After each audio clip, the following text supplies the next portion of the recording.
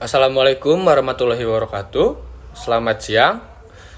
Sebelumnya, saya ingin mengucapkan terima kasih kepada Ibu Eka Yulianti selaku dosen pengampu dari mata kuliah analisis laporan keuangan. Perkenalkan, nama saya Ilman Abdul Hafiz. Saya selaku moderator dari kelompok 5. Selanjutnya, saya akan memperkenalkan anggota dari kelompok 5. Yang pertama ada Haifa Arfiani Naziroh. Yang kedua ada Afrila Aulianisa Zukruf. Yang ketiga ada Muhammad Rizky Cimatila Firdaus. Yang keempat ada Hasri Halisan Sani. Yang kelima ada saya sendiri Ilman Abdul Hafiz. Dan yang terakhir ada Elsa Septiani. Untuk slide selanjutnya, saya akan menjelaskan analisis faktor-faktor yang mempengaruhi struktur modal atau debt to equity ratio pada data rasio keuangan perusahaan. Yang pertama ada pengertian struktur modal. Yang kedua ada teori struktur modal.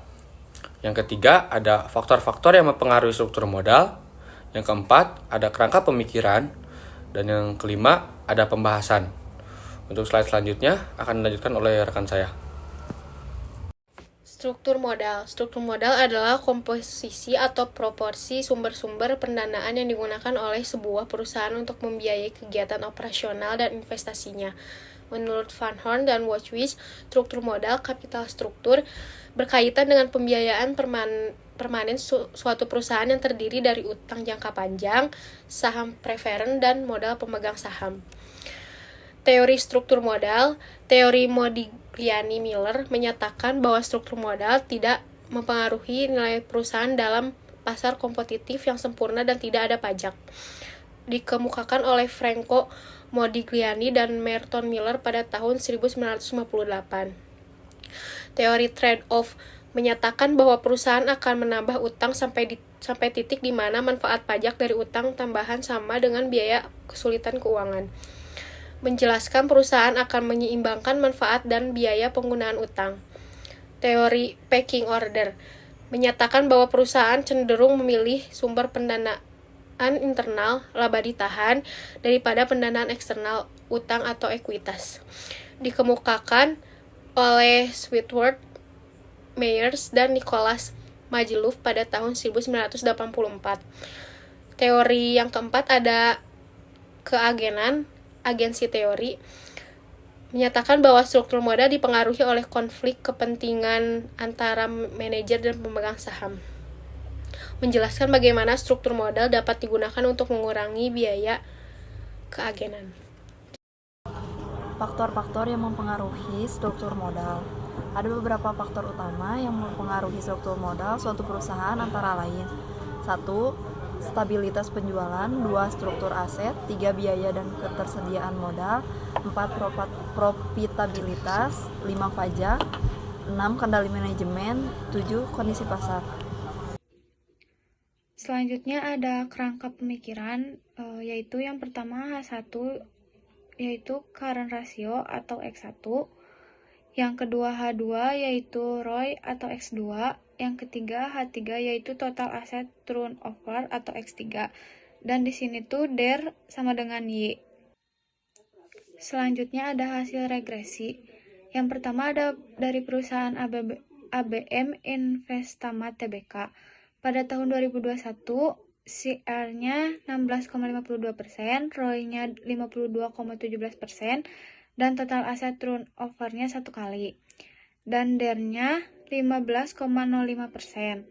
Pada tahun 2022, CR-nya 11,45%, ROI-nya 55,37%, dan total aset turnover-nya 1 kali. DER-nya 22,1%. Yang kedua, ada dari perusahaan Aceh Hardware Indonesia Tbk. Pada tahun 2021, CR-nya 718,59%, ROI-nya 12,63%, total aset turnover-nya 2 kali, dan DER-nya 41,15%.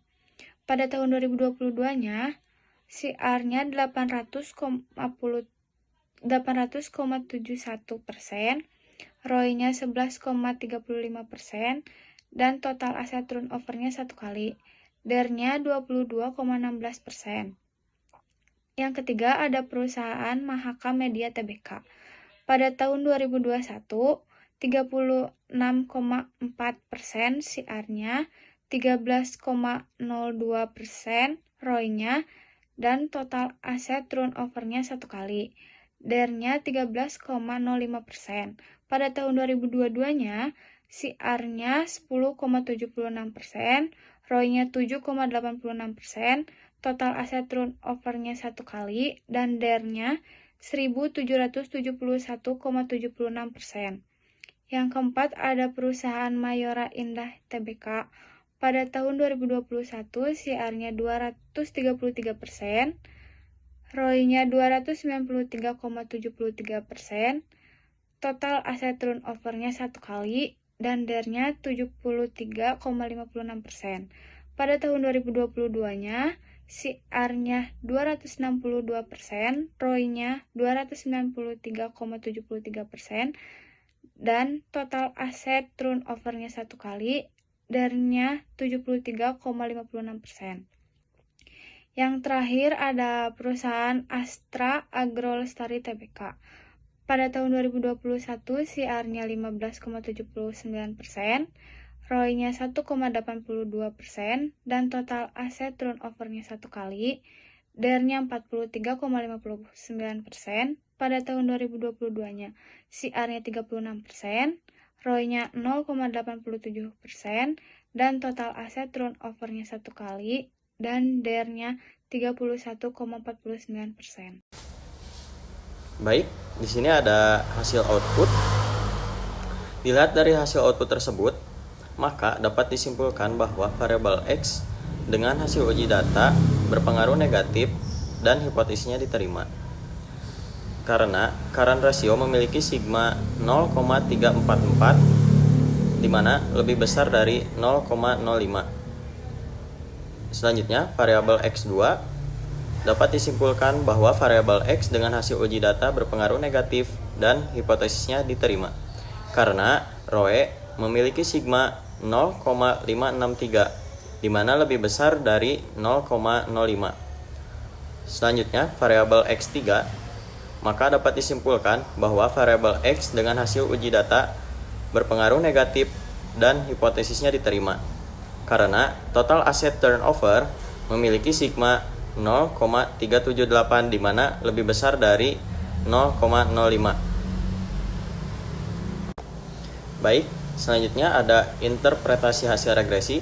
T tabel sama dengan T dalam kurung A dibagi 2 dibagi N kurang K dikurang 1 tutup kurung, di mana N merupakan sampel dan K merupakan variabel X bebas.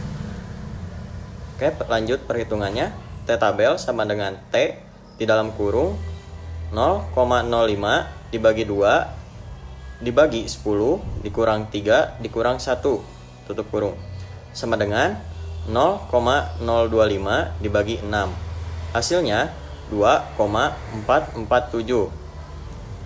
Selanjutnya ada F tabel sama dengan F dalam kurung K dibagi N dikurang K, di mana N merupakan sampel dan K merupakan variabel X bebas.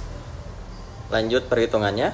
F tabel sama dengan F di dalam kurung 3 dibagi 10 dikurang 3 tutup kurung sama dengan 3 dibagi 7 sama dengan 4,35. Yang terakhir, kesimpulan. Dari hasil analisis dan pembahasan yang telah dilakukan dapat disimpulkan bahwa yang pertama, struktur modal perusahaan yang diukur dengan debit to equity ratio dipengaruhi oleh beberapa faktor, yaitu current ratio, return on asset, dan total asset turnover. Yang kedua, berdasarkan hasil regresi linear berganda, variabel-variabel independen tersebut secara simultan tidak berpengaruh signifikan terhadap struktur modal perusahaan.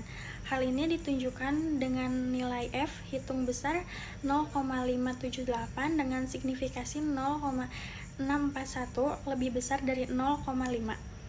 Yang ketiga, analisis koefisien regresi menunjukkan bahwa current ratio dan return on asset memiliki pengaruh negatif terhadap DER. sedangkan total asset turnover memiliki pengaruh positif. Yang keempat, adjusted R-square sebesar minus 0,99 menunjukkan bahwa hanya 13,6% variasi DER yang dapat dijelaskan oleh ketiga variabel independen tersebut, sedangkan sisanya dijelaskan oleh faktor-faktor lain yang tidak termasuk dalam model penelitian ini.